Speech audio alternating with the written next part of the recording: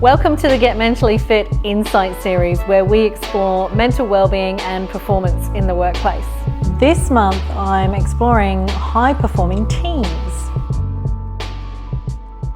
I think the best way to characterise a high-functioning team is to actually be guided by Patrick Lencioni's 5 dysfunctions of a team model.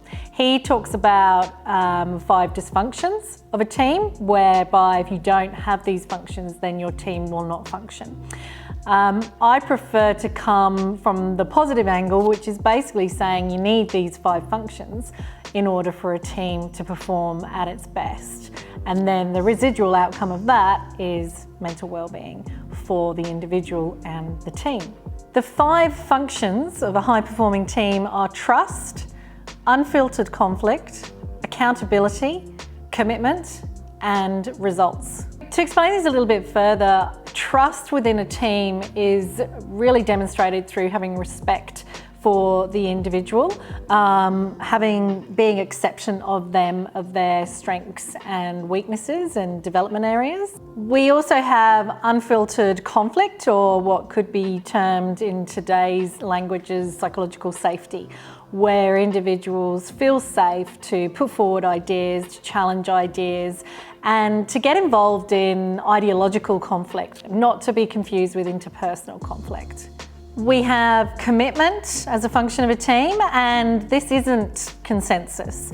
This is what we're really looking for here is buy-in. So we're in a position where we hear everybody's opinions and ideas and strategies, and we flesh everything out. And then as a team, collectively, we say, okay, this is what we're going with. Does everybody buy into this? And we get their commitment that way. Fourthly, we have accountability. Now, this isn't just from the leader. This is everybody within the team keeping each other accountable. And if we do have that unfiltered conflict and that psychological safety, then we can have that ability to kind of call on each other and get updates on where things are at and how things are progressing. And lastly, we have results. And what we're talking about here is team results, not necessarily a collective of individual results, for example, individual KPIs all calculated up to one total score, more so around what are the team kind of objectives and outcomes that we're seeking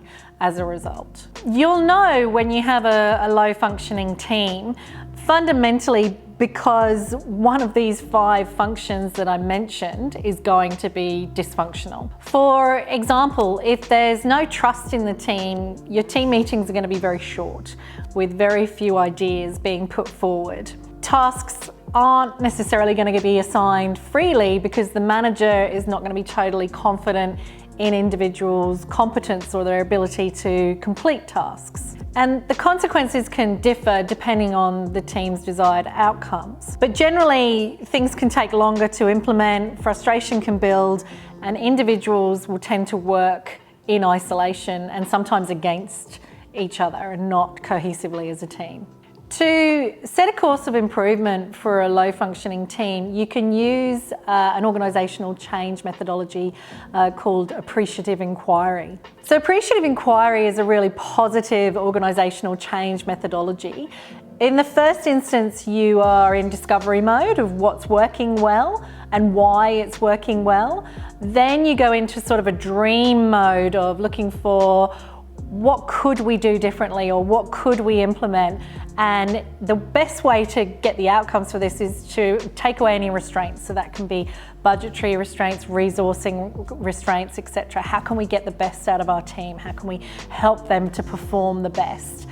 Then we go into designing some strategies around supporting the team, and then we deploy and implement an action plan.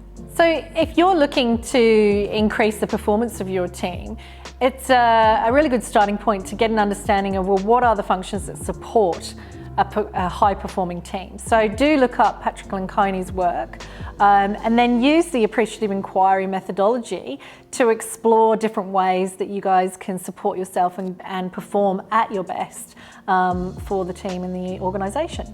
So if you like the content of this video, please do explore our YouTube channel for other videos and get in contact if you're interested in taking a bit of a deeper dive into supporting mental wellbeing in your workplace.